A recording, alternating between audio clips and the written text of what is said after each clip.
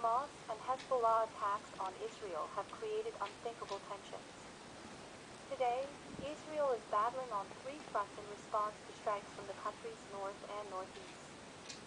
Hezbollah militant counterattacks from Israel's northern flank have escalated these terrorist acts, which started in the Gaza Strip, and the war's effects have spread to other areas. Hezbollah's attempts to attack from the Lebanese border, as well as rocket attacks from the Syrian side, have prompted Israel to launch significant strikes on Syria's most critical sites today. Here's the latest on how the most dramatic Israeli strikes since the war's start have played out, as well as the war's current stage. As you may recall, numerous mortar bombs were fired from Syria into the Golan Heights on Tuesday. Several of the shells passed into Israeli territory and landed in open areas, inflicting little damage, according to the IDF. In response, the Israeli Defense Forces, IDF, declared that they had begun artillery attacks in Syria against the source of the mortar fire. Later that day, 15 rockets were launched from Lebanon towards western Galilee, setting off sirens in many villages.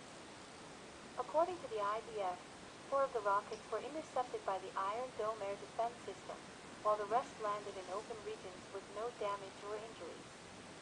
Hamas claimed responsibility for the rocket strike later. Following these assaults, Israel declared that it would respond to Syria's targeting of its land by exercising its right to self-defense. The expected came today, when Syria reported in a breaking news report that Israeli airstrikes had attacked Damascus and Aleppo airports. Simultaneously, according to Syrian state television, Israeli airstrikes attacked the international airports in Damascus and Aleppo today, crippling their runways and forcing them to close. Both airports' runways were severely damaged, according to eyewitnesses. According to Sanaa, an anonymous military official, air defense systems were activated during the strike, and no one was hurt. However, evidence from the 2 airports shows that there was also significant damage and massive smoke in both airports' airfields. Following its terrorist attacks in southern Israel, Hamas launched its first airstrike on Syria.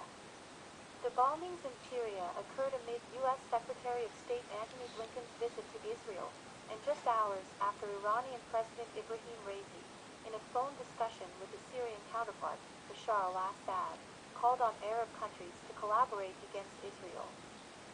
Syria has not yet commented on the airport strikes in Damascus and Aleppo, but the airport attacks are thought to be aimed at cutting Iranian supply routes to Syria.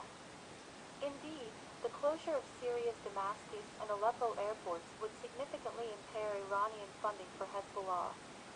For years, Israel has carried out raids against jihadist targets in Syria, including the country's principal airports, as part of operations aimed at disrupting Iran's supply lines. However, many foreign sources believe this recent strike to be one of the most essential stages in the critical process of redrawing the balance in the Middle East. Iran's response to this issue is now being evaluated. Remember that Iran, which backs Hamas, hailed Hamas' strike on Israel on Saturday before the conflict began but stated that it was not engaged. Following the attacks on Syria, Tehran's actions in this regard will reflect Iran's attitude toward the Israeli conflict.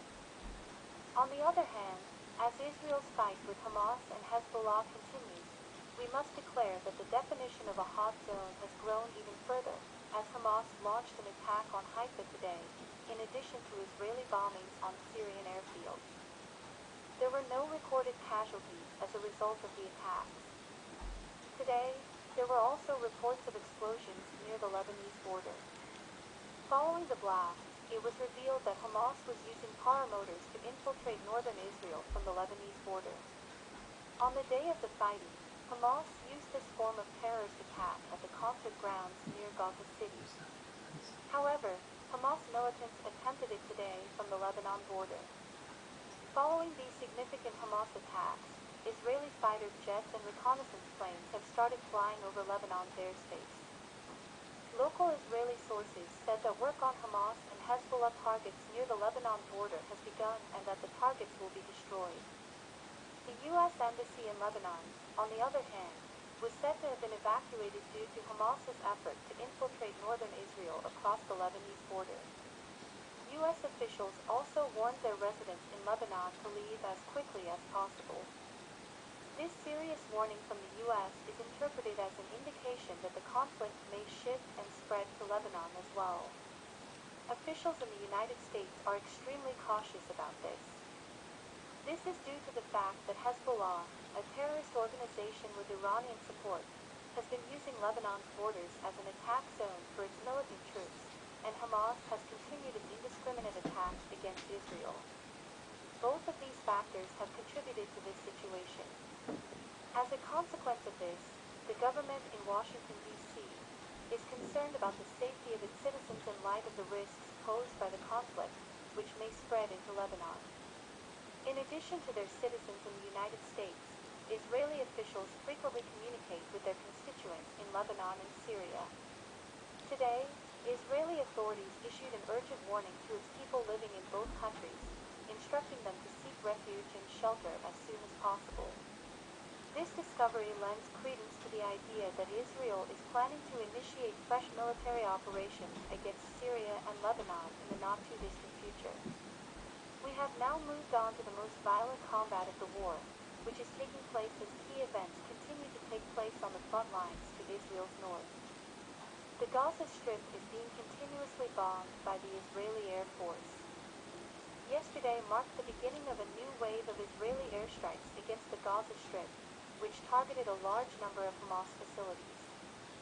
The Israel Defense Forces, IDF, have stated that they are working toward completely destroying this terrorist organization, and authorities have cautioned civilians to prepare for a protracted conflict.